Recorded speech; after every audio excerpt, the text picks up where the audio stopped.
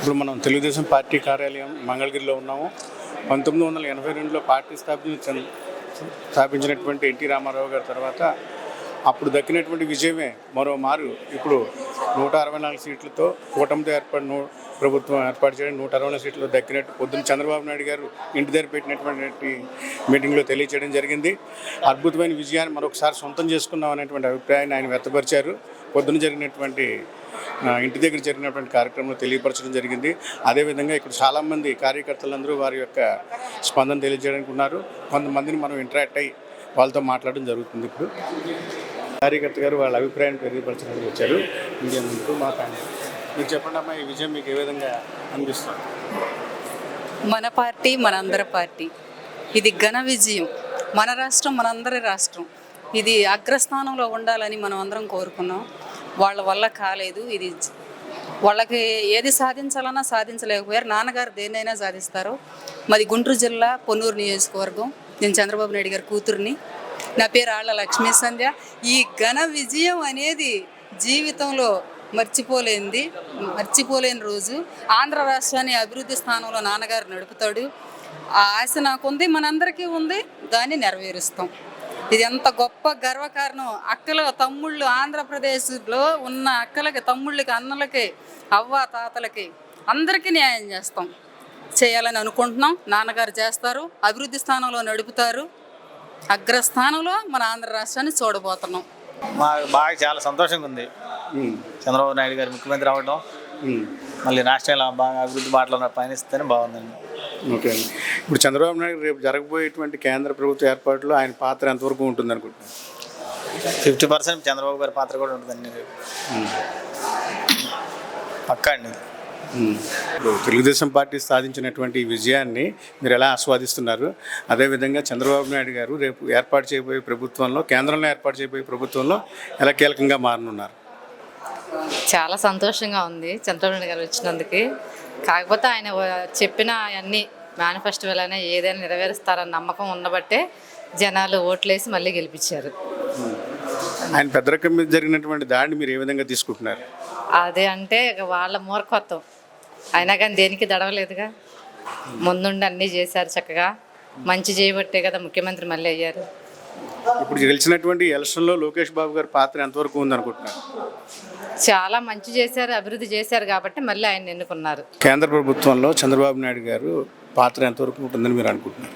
పాత్ర మామూలుగా ఉండదు. ఈరోజు వేరే రాష్ట్ర ముఖ్యమంత్రి కూడా చంద్రబాబు సలహా తీసుకుని కూడా మోడీ దగ్గరికి వెళ్తారు. డైరెక్ట్ మోడీ దగ్గరికి వెళ్ళిపోయి ఏంటంటే అతను ప్రపంచ నాయకుడు, నేషనల్ పార్టీ పెట్టాడు. అతను లేనిది ఏది లేదు. ఇప్పుడు మోడీ అయినా బాబు గారిని నిన్న 11:30 ఫోన్ చేసి నువ్వు ఢిల్లీ రావాలని చెప్పాడంటే మరి దానికి అతనిలో ఎంత పాత్ర ఉందో మీకు తెలుసు. ఇప్పుడు మీ కూటమి సాధించినటువంటి 164 సీట్ల ప్రభుత్వాన్ని ఏర్పాటు చేస్తున్నారు కదండి, దాని మీద మీ అభిప్రాయం? మాకు ప్రజలు చంద్రబాబు నాయుడు చేసిన నమ్మకం మీద ఇచ్చారు తీర్పు. అది మీ పవన్ కళ్యాణ్ అంతా కూటమి చేసి అందరూ కలిపి కూటమి చేసి బాబు గారిని సీఎం చేస్తారు. నేషనల్ బాబు గారు సలహా తీసుకుని మా కేంద్రంలో మంత్రి పదవి కూడా ఇస్తారని మాకు కోరిక. కేంద్రంలో బాబు గారు ఏ పదవిలో ఉండబోతున్నారని అనుకుంటున్నారు మీరు? నేషనల్గా ఉంటాడు. మళ్ళీ 1996లో నేషనల్ బ్యాంక్ చైర్మన్ లాగా ఇప్పుడు కూడా చక్రం తిప్పే అవకాశం ఉందా? ఉంది. ఎందుకంటే అతని చేతిలో వేరే రాష్ట్ర ముఖ్యమంత్రులు కూడా అతని చేతిలో ఉన్నారు. అతని మాట విన్నాను. ఇతనే ఒక్కే కాదు, మన కర్ణాటక ఉంది, మా చెన్నై ఉంది. అన్ని రాష్ట్రాలు చంద్రబాబు సలహా నాయకంటే ఎవరు కూడా మోడీ గారికి డైరెక్ట్గా వెళ్ళరు. ఎంపీలైనా ఏదైనా బాబు గారిని అందుకే అభినందించాడు రమ్మని. అతని పాత్ర ఉన్నది కాబట్టి, అతనిలో దమ్ము ఉంది కాబట్టి, టెక్నాలజీ ఉంది కాబట్టి బాబు గారిని రమ్మనండి మాకు అభినందనలు. అది చంద్రబాబు నాయుడు పాత్ర, అది దేశ నాయకుడు. ఆయన రాకపోతే మన ఆంధ్రప్రదేశే కాదు దేశం కూడా చాలా కోల్పోయింది అభివృద్ధిలో. ఇప్పుడు మళ్ళీ ఇప్పటివరకు అయితే చాలా లోటు అనేది ఏర్పడింది. మన రాష్ట్రానికి, మన దేశానికి కూడా లోటు అనేది ఏర్పడింది. మళ్ళీ టెక్నాలజీ పరంగా మళ్ళీ చంద్రబాబు నాయుడు ఈ లోటుని పూడుస్తారన్నమాట. ఈ 5 సంవత్సరాల్లో మంచిగా అభివృద్ధి కూడా ఎక్కువ చేయాలని, అంత ముందు దానికంటే మన ఆంధ్రప్రదేశ్ని, ఇది దేశాన్ని కూడా ముందుకు నడిపించాలని కోరుకుంటున్నాను. చెప్పండి, మీరు ఈ తెలుగుదేశం పార్టీ విజయాన్ని ఎలా ఆస్వాదిస్తున్నారు? ఈరోజు బాబు గారు ఢిల్లీ వెళ్ళారు, కేంద్రంలో ప్రభుత్వం ఏర్పాటు చేయడంలో కీలకం కాబోతున్నారు, అభిప్రాయాన్ని వ్యక్తపరుస్తున్నారు. మీ యొక్క చెప్పండి. ఇది విజయం కాదు సార్, ఇది ప్రజాభిమానం అనమాట. ఎప్పుడైతే గత 5 సంవత్సరాలుగా ఈ సైకో పరిపాలన చూసి విసిగెత్తిపోయి వేసారిపోయిన జనాలందరూ ఒక ఉప్పెన్లాగా వైనాట్ 175 అంటే, అలాగే పవన్ కళ్యాణ్ గారు కూడా వైనాట్ 121 అని చెప్పేసి, మన బాబు గారు కూడా వైనాట్ 141 సీట్లో కూడా గెలిచేసి ఒక ప్రపంచం సృష్టించారన్నమాట. దీన్నైనా చూసి ఇకనైనా ఒళ్ళు దగ్గర పెట్టుకొని ఎవరితో ఎలా మాట్లాడాలని జగన్ తెలుసుకుంటే అది అందరికీ మంచిది. ఎలా అయితే నేషనల్ ఫ్రంట్ అని ఏర్పాటు చేసి ఎన్డీఏ అలయన్స్కి ఆయన చక్రం తిప్పారో, అదేవిధంగా ఇప్పుడు చక్రం తిప్పే అవకాశం మళ్ళీ బాబు గారు కలిగిందనే అభిప్రాయాన్ని వాళ్ళ కార్యకర్తలు ఇక్కడ వెలిపిస్తున్నారు. అలాగే మరొక ఆయన ఉన్నారు, ఆయన కూడా ఒకసారి మాట్లాడిద్దాం. 1982 తర్వాత మళ్ళీ అంత ఘన విజయం ఇప్పుడే సాధించినట్టు పొద్దున్న బాబు గారు మీటింగ్లో తెలియజేశారు. దాని మీద మీ అభిప్రాయం ఏంటి? ఇది తెలుగుదేశం పార్టీనో, జనసేన, బీజేపీ విజయం కాదు, ఇది 5 కోట్ల ఆంధ్రుల విజయం. జనరల్గా ఎలక్షన్లో గెలిపోవడం సహజం, 160 సీట్లు 150 సీట్లు కూడా సహజం. కానీ గెలిచిన ప్రతి చోట 50,000 మెజారిటీ, 60,000 మెజారిటీ, 1,00,000 మెజారిటీ, ఎంపీకి వచ్చేసరికల్లా 3 లక్షల మెజారిటీ అనేది భారతదేశ చరిత్రలోనే ఇది అత్యంత అద్భుతమైనటువంటి విజయంగా మనం నమోదు చేసుకోవచ్చు. ఇప్పటివరకు ఎవరైతే వైసీపీ నాయకులు కానీ, వైసీపీ క్యాడర్ కానీ ఎంత హింసించారో ఆంధ్ర ప్రజల్ని, ఆ తెలుగుదేశం వాళ్ళని కాదు, ఆంధ్ర ప్రజలు ఎంత హింసించారో, ప్రజలు ఈసారి కక్షతో ఓటేశారు, ప్రేమతో ఓటేలా కక్షతోటి ఓటేశారు. జనరల్గా బయట నుంచి 30 లక్షలు, నేను కూడా బెంగళూరు నుంచి వచ్చాను, 30 లక్షల మంది వచ్చి బయట నుంచి వచ్చి ఓటేశారు. నా 2 ఓట్లు వేయడానికి నాకు 30,000 ఖర్చు అయింది.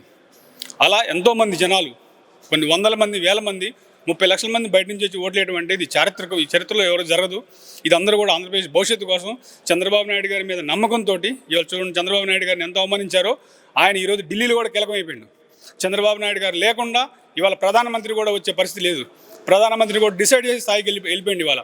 సో అదే చంద్రబాబు నాయుడు గారు అయితేనే మళ్ళీ ఆంధ్రాకి జరిగిన అవమానానికి ఈ 5 సంవత్సరాలు ఏది నష్టపోయినామో ఆ నష్టం మొత్తం కూడా మళ్ళీ ఫుల్ఫిల్ కావడానికి చంద్రబాబు నాయుడు గారు వల్లే సాధ్యమైంది. ఇది చంద్రబాబు నాయుడు గారు, పవన్ కళ్యాణ్ గారు కూడా ప్రత్యేకంగా మనం కృతజ్ఞత చెప్పాలి. ఎందుకంటే పవన్ కళ్యాణ్ గారు ఎన్నో త్యాగాలు చేసి మన తెలుగుదేశం పార్టీ కోసం, ఆంధ్ర ప్రజల కోసం ఆయన కూడా చాలా సాక్రిఫైస్ చేసిండు. కొన్ని స్థానాలు వదులుకొనడు, కొంతమంది అవమానాలు పడ్డాడు, ఎన్నో మాటలు పడ్డాను కూడా. చంద్రబాబు నాయుడు గారు ఎంతైతే అవమాన పడ్డాడో పవన్ కళ్యాణ్ కూడా అంతకంటే ఎక్కువ అవమానాలు పడ్డాడు. అయినా కానీ ప్రతి ఒక్కరూ కృషి చేసింది ఎవరి కోసం అంటే ఆంధ్రప్రదేశ్ భవిష్యత్తు కోసం. ఇది ఎవరికో, నాకు, మీకో కాదు, మన పిల్లల భవిష్యత్తు కోసం. ప్రతి ఒక్కళ్ళు కూడా, ప్రతి కార్యకర్త కూడా ప్రాణత్యాగం చేశారు. ఈరోజు ఎంతోమంది ప్రాణాలు కోల్పోయారు, అయినా కానీ ఎక్కడ సడలేదు. ప్రాణం కోల్పోతే, భర్త చనిపోతే భార్య కూడా వచ్చి రోడ్డు మీద నిలబడి ఓట్లేసే పరిస్థితికి వచ్చారు. మనం పల్నాడులో చూసాం, పల్నాడులో మారణకాండ చేశారు, అయినా కానీ ఎవరు తొనకలేదు, బెనకలేదు. ఎమ్మెల్యే బాక్స్ పగలగొడితే ఎమ్మెల్యే చెంపపాలు కొట్టారు కార్యకర్తలు. అది తెలుగుదేశం కార్యకర్తలకు దమ్ము, తెలుగుదేశం కార్యకర్తలకు ధైర్యం. ఈ దమ్ము, ధైర్యం ఈ ఇండియాలో ఏ పార్టీ కార్యకర్తకు లేదు, ఏ పార్టీ క్యాడర్కి లేదు. ఆ దమ్ము ధైర్యం ఉన్న క్యాడర్ ఉందంటే అది తెలుగుదేశం పార్టీ క్యాడరే, తెలుగుదేశం కార్యకర్తలే. మీరు తెలియచేయండి, ఇప్పుడు 1982 తర్వాత అంతటి భారీ విజయం ఇప్పుడు సొంతమైనట్టు బాబు గారు పొద్దున్న జరిగిన మీటింగ్లో తెలియజేశారు. దాని మీద మీ అభిప్రాయం? అదేవిధంగా ఇప్పుడు నేషనల్ ఫ్రంట్లో బాబు గారు కన్వీనర్గా మళ్ళీ కాబోతున్నారా? దాని మీద మీ అభిప్రాయం ఏంటి తెలియజేయండి. ఖచ్చితంగా ప్రధానమంత్రి గారే బాబు గారు సలహా తీసుకుంటారు, ఇది ఖచ్చితం. చంద్రబాబు నాయుడు గారు లేనిది ప్రధానమంత్రి కూడా ఏం చేయలేరు. ఇంకా అంత చదువుకున్న పిల్లలకు ఉద్యోగాలు లేవు, ఎక్కడో పోయి బతుకుతున్నారు. కాబట్టి చంద్రబాబు నాయుడు గారు అత్యంత మెజార్టీతో గెలిచారు. ఇంకా అసలు వైసీపీ భూస్థాపితం అయిపోయింది, అది ఖచ్చితం. ఉంది సార్, ఎందుకంటే ఇప్పుడున్న పరిస్థితుల్లో బాగా ఈ పార్టీ ఇంత ఘన విజయం రావడానికి కారణం ఒకటి ఉంది.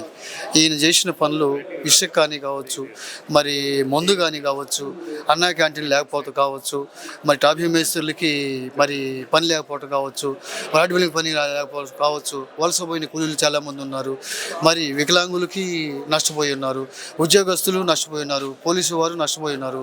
వీళ్ళంతా కలిసికట్టుగా అలాగే బయటపడదామంటే వైసీపీ వాళ్ళు ఏం చేస్తారని భయం. ఈ భయంతో సైలెంట్గా ఉండి ఓటు రూపంగా చెబుదామని చెప్పేసి ముందుకు వచ్చారు. ఆ రకంగా ఘన విజయం సాధిస్తానికి కారణము ఇది. అయితే అమెరికా నుంచి రాని, లండన్ నుంచి రాని, బీహార్ నుంచి రాని, లేకపోతే కలకత్తా నుంచి రాని, వీళ్ళంతా హైదరాబాద్ నుంచి ఇదంతా వచ్చింది కూడా ఓన్లీ వైసీపీ కేటానికి కాదు, కేవలంగా టీడీపీ కేటానికి. నేను ఆ రోజు కూడా చెప్పాను, టీడీపీ మనకు గెలిచిద్ది. ఎందుకంటే నేను 4 నెలలు ఉద్యోగంలో నేను సస్పెండ్ అయ్యాను సార్. నన్ను ఈసీ సస్పెండ్ చేశాను నాగార్జున యూనివర్సిటీలో. అప్పుడు నేను నా సొంత డబ్బులతో మొత్తం తిరిగి వచ్చాను. తిరిగి వచ్చి ఎంక్వైరీ ఇచ్చాను. ఈసీ సస్పెండ్ చేసినా సరే నా సొంత డబ్బులతో పెట్టుకొని నేను పోయి మొత్తం తిరిగి వచ్చి పార్టీ నాయకులకు చెప్పాను, చాలామందికి చెప్పాను, మనం టీడీపీ గెలబోతున్నాం. పల్నాడు ప్రాంతంలో కూడా నేను నివసించాను. సో అక్కడ మరి రత్న శ్రీనివాసరావు గారు గెలుస్తారు, మరి తర్వాత బెమ్మారెడ్డి గారు గెలుస్తారు, జీవాంజనేయులు గారు గెలుస్తారు, మరి నక్కానంద బాబు గారు గెలుస్తారు, పత్తిపూడి పుల్లారావు గారు గెలుస్తారు, మరి నక్కానంద బాబు, మరి ఈ రకంగా లోకేష్ గారు బాగా మెజార్టీకి వెళ్తారని చెప్పేసి కూడా నేను బాగా చెప్పాను. అదేవిధంగా మనకి ఘన విజయం బాగా వచ్చింది, బాగా కూడా మనం సంతోషంగా ఉన్నాము. ఇప్పుడు రేపు 9వ తారీఖున చంద్రబాబు నాయుడు గారు మన పార్టీ గురించి బాగా పోయాడు. ఢిల్లీ పోయి వచ్చిన తర్వాత పార్టీ ఆయన ప్రమాణ స్వీకారం చేస్తారు, అందరికీ సమానమైన భావన చేస్తాడు, పెట్టిన పథకాలన్నీ ఇస్తారు. ఆయన పథకం పెట్టినా అది ఆగిపోద్ది. కొంతమంది భయపడుతున్నారు, అమ్మో మమ్మల్ని పేట ఈరేమో పోయినసారి ఇట్లా అన్నారు అట్లా అన్నారు, అలా ఏం లేదు. మొత్తం ఉండ పథకాలు మొత్తం ఇచ్చేస్తారు బాబు గారు. లోకేష్ అన్న కూడా బాగా చేస్తారు, ఎందుకంటే ఆయన పట్టుదలతో తీసుకున్నాడు, పాదయాత్ర చేశాడు, బాగా తిరిగాడు. ఆయన వల్లనే మనం ఇదంతా పొందాము.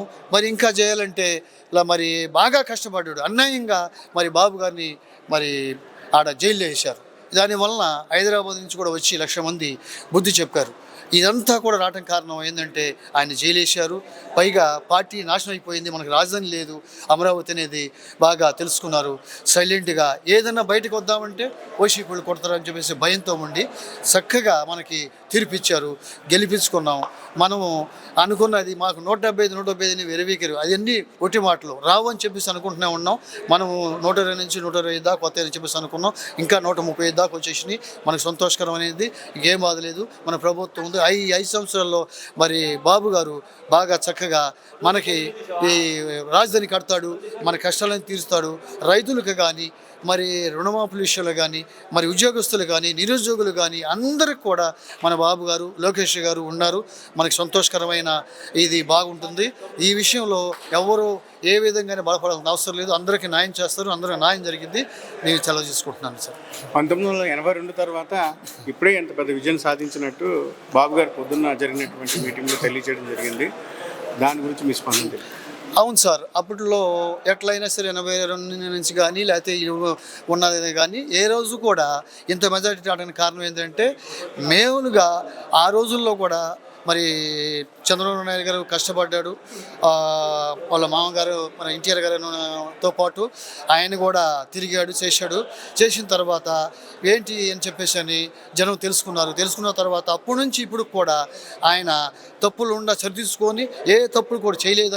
ఆయన చేయలేదు కాబట్టి స్కిల్ డెవలప్మెంట్ కూడా జనం అవాదన వచ్చి మనకు తీర్పు ఇచ్చారు. ఎందుకంటే తీర్పు అనేది బాగా మంచిగా ఇచ్చారు వాళ్ళు. అందువలన అప్పటి నుంచి ఇప్పుడు 2004లో కూడా మనకి ఇచ్చారు. ఆయన చేశాడు 2004లో చేసినా కానీ అంటే అది వాతావరణ ప్రాబ్లం కానీ మన ఏం లేదు కదా సార్. మాకు అట్లా చేశారు ఇట్లా చేశారు అని చెప్పేసి అని అది ఏంటంటే వాతావరణం ఎవరు చేయలేదు, దేవుడు ఇచ్చేది వర్షం అనేది మనం చెప్పలేం కదా సార్. అది 2009 దాకా బాబు గారు ఉన్నా అది వాతావరణం అనేది అది. అందుకని ఇప్పుడు ఖచ్చితంగా మనం రాజధాని పోగొట్టుకున్నాం, మళ్ళీ తిరిగి జనం తెలుసుకున్నారు. చక్కగా మనం ఇప్పుడు ప్రభుత్వం వచ్చింది, చేసుకున్నాం. మనకి ఏ రకమైనా సరే మనకి బాబు గారు ఉన్నారు, లోకేష్ ఉన్నాడు. ప్రాముఖ్యంగా మనకి ఆయన అన్ని విషయాల్లో ఆయన పెద్ద అయినా ఒకళ్ళ కొంచెం ఎందుకంటే వెనకటోళ్ళ టైప్లో ఉన్న లోకేష్ అన్న అట్లా కాదు. యువకుల్ని పిలిచాడు, యువకులతో ఉన్నాడు, యువకులతో బాగా మాట్లాడుతున్నాడు. ఆయన ప్రతి ఒక్క విషయం మాట్లాడుతూ ఎస్సీ ఎస్టీ మైనారిటీలు అందరికి కూడా న్యాయం చేస్తాడు లోకేష్ అన్న కానీ మరి పెద్ద ఆయన కానీ. నాకు సంతోషకరంగా ఈ విషయంలో నేను లోకేష్ అన్నతో కూడా మాట్లాడదాం అనుకున్నాను, మాట్లాడుతాను కూడా అది విషయం. అందుకని ఈ విషయంలో బాగా ఘన విజయం తెచ్చారు. నాకు సంతోషంగా ఉంది, మరి హ్యాపీగా ఉంది.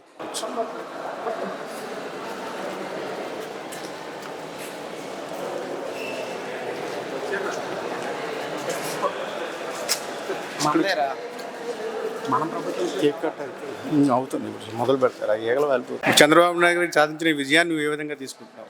చాలా ఆనందంగా ఉంది, ఎందుకంటే మాకు మంచి భవిష్యత్తు ఉంటుంది. చెప్పండి.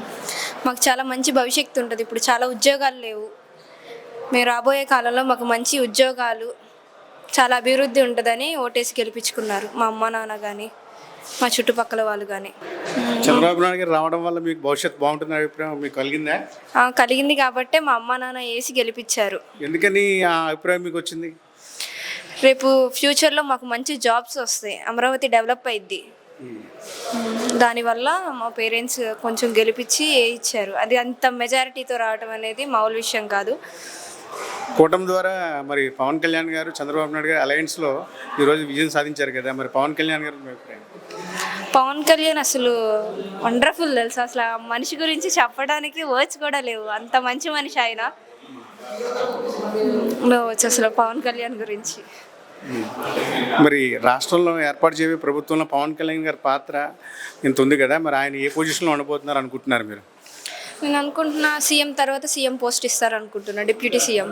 కానీ అలా పవన్ కళ్యాణ్ గారు డిప్యూటీ సీఎం అవుతారని అభిప్రాయం వ్యక్తపరుస్తున్నారు. అవును.